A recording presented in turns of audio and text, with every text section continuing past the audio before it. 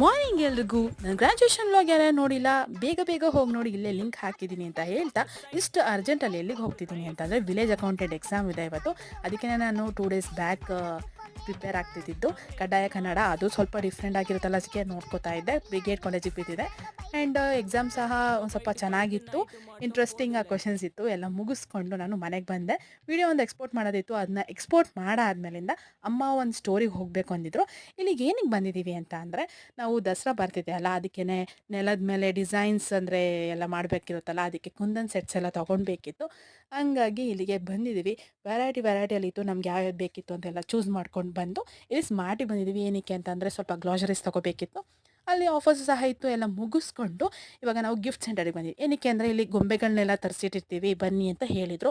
ಹಂಗಾಗಿ ಬಂದ್ವಿ. ಬಟ್ ಸಖತ್ತು ಕಾಸ್ಟ್ಲಿ ಇತ್ತು. ಯಾವುದೋ ಒಂದು ಗಾಡಿ ಥರ ಯಾವುದೋ ಇತ್ತು ಅಂತಂದ್ಬಿಟ್ಟು ತೊಗೊಂಡು ಬಂದ್ವಿ. ಆಮೇಲೆ ಕುಂದನ್ ಸಿಟಿಯಿಂದೆಲ್ಲ ಅದನ್ನು ಮಾಡ್ತಾರೆ. ನಾನು ದಿನ ಮುಗಿಸ್ತೀನಿ.